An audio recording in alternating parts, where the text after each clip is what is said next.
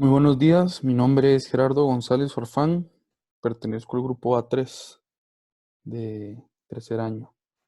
El día de hoy estaré presentando el flujograma acerca de la tuberculosis y del contacto con un paciente tuberculoso. Es importante, primero que todo, recalcar conceptos claves y diferenciaciones en lo que es el tema de la tuberculosis. Como ustedes ya saben, pues la infección por tuberculosis y la enfermedad por tuberculosis, pues son dos conceptos altamente diferentes. Primero, pues se le denomina una infección por tuberculosis a esta fase latente en la cual está inactiva, el paciente se encuentra asintomático, ¿verdad? Eso quiere decir sin presencia de síntomas ni signos. Es un paciente incapaz de contagiar eh, a otra persona. Ahora bien, una enfermedad por tuberculosis, pues ya es considerado un paciente sintomático, ¿verdad? Que presenta los síntomas y signos pertenecientes a la tuberculosis y es un paciente pues capaz, activo, ya es capaz de contagiar a otras personas por medio del bacilo de la tuberculosis, ¿verdad? Ahora bien, cuando existe un contacto con un paciente tuberculoso, es muy importante priorizar los diferentes factores que pueden existir, que pueden poner en riesgo que la persona pues, se contagie. Entre los cuales tenemos como factores de riesgo, ¿verdad? Tenemos, pues como nosotros ya conocemos, pues un estado inmunológico activo, pues nos va a defender contra cualquier tipo de antígeno que quisiera invadir nuestro cuerpo, nuestro organismo y afectarlo.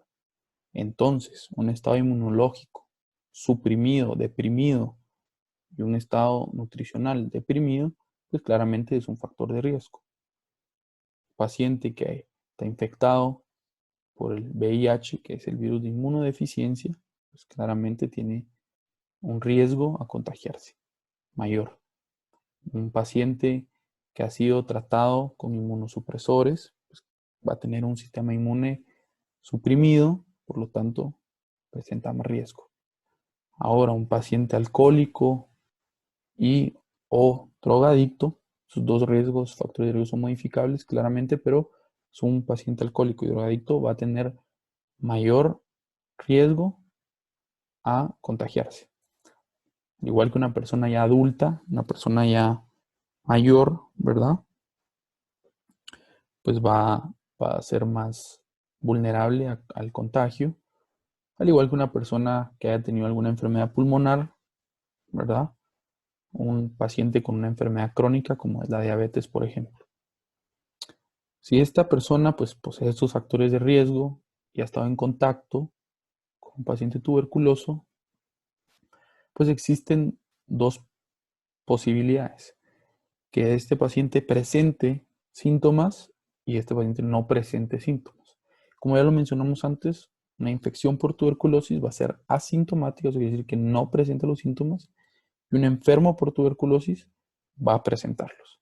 ¿Y de qué síntomas estamos hablando?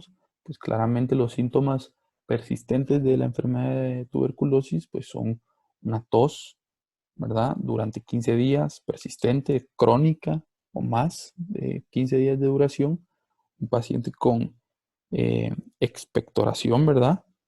Que tenga expectoración a veces sanguinolenta, un paciente que no quiera comer, paciente que se sienta fatigado, que haya perdido peso, que por la noche pues tiene sudoración, paciente que se siente decaído, con fiebre, disnea, ¿verdad? Y un dolor de tórax, pues estos son los síntomas que comúnmente se presentan. Ahora bien, un paciente que está en infección por tuberculosis puede desarrollar la enfermedad de tuberculosis. Esto sucede en el 10% de los casos. El 50% de estos 10 pues lo desarrolla en los siguientes 2 años y el otro 50 pues tarda más tiempo. Ahora bien, hay que hacer una gran diferenciación entre lo que es el llamado eh, sintomático respiratorio y el tuberculoso presuntivo. Se le llama así porque como bien se conoce, las enfermedades respiratorias comparten muchos síntomas y signos, lo cual es difícil eh, diagnosticar únicamente por medio de los síntomas o signos que el paciente presente. Un paciente mayor a 10 años, paciente que presenta pues su tos de 15 días, ¿verdad? Persistente o de más duración, pues ya es llamado un eh, sintomático respiratorio, ¿verdad? Ya es un paciente llamado de esa manera, que puede ser un tuberculoso, ¿verdad? Por eso es tuberculoso presuntivo, ¿verdad? También que presenta una expectoración. Ahora bien, ya que sabemos que sí presenta los síntomas, se le realizan las diferentes pruebas, ¿verdad? Diagnósticas para llegar a el diagnóstico final en el cual se cree que es tuberculosis, ¿verdad? Pues primero que todo se hace una prueba diagnóstica, la principal prueba diagnóstica, la prueba de reactividad llamada las baciloscopía. Bueno, la baciloscopía pues es para la confirmación de la enfermedad. Se realizan 3 baciloscopías. ¿En qué consiste estas baciloscopías? Pues baciloscopías es un examen microscópico que se le hace a la muestra que el paciente nos va a proporcionar. Es una técnica muy específica, ¿verdad? Para esta enfermedad y es indicada para todos los pacientes que presenten episodios de tos y expectoración persistente durante 15 días o más, ¿verdad? Entonces, se desarrolla estas 3 baciloscopías proporcionándole al paciente en su momento un frasco en el cual él va a proporcionarnos una flema o el llamado gargajo sin saliva. El siguiente frasco, ¿verdad? Se le otorga para que al día siguiente que él amanezca y se despierte sin enjuagarse y en ayunas nos proporcione otra segunda flema en el segundo frasco. Cuando él regrese a entregarnos esta segunda muestra, se le proporciona el tercer frasco en el cual él nos proporcionará otra muestra de flema o sin saliva, ¿verdad? O gargajo. Esta interpretación para saber si es positivo o negativo, pues consiste más que todo en la presencia de bacilos ácidos reactivos que se encuentren en los campos de la muestra, ¿verdad? Entre más bacilos ácidos reactivos, pues más positivo se estará llegando al resultado positivo. Entonces, ¿qué sucede si presenta un resultado negativo? Pues inicia un tratamiento con antibiótico de amplio espectro, ¿verdad? Si con este tratamiento de antibiótico, pues hay mejoría en el paciente, solo se espera a que continúe el tratamiento y eso finalizará ahí. Si no existe una mejoría después del tratamiento con antibiótico, ¿verdad? Se realiza otra serie de baciloscopías en la cual pues, se le volverá a pedir al paciente que pues, nos proporcione sus muestras con flema sin saliva, como ya se ha explicado antes, y esta nueva serie pues, puede dar negativo o positivo. Es por eso muy importante que las baciloscopías, al darnos negativo, no significa, no se puede descartar automáticamente que el paciente no posee tuberculosis. Si esta nueva serie nos da un positivo, ¿verdad? Pues se deberá iniciar tratamiento contra la tuberculosis inmediato, al igual que se deberá hacer si con la primera prueba de baciloscopías nos da positivo. Se inicia el tratamiento contra la tuberculosis inmediatamente. Si esta nueva serie de baciloscopías que se realizó porque no existió mejoría con el antibiótico, pues entonces si está negativo, se recurre a la radiografía. En una radiografía de un paciente tuberculoso, pues se mostrará una afección del parénquima, ¿verdad? Con una consolidación parenquimatosa unifocal. Si este paciente presenta eso en su radiografía, pues se llevará a un cultivo.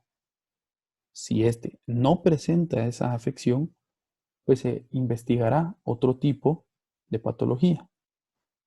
Entonces, como sí mostró la afección, se lleva al cultivo.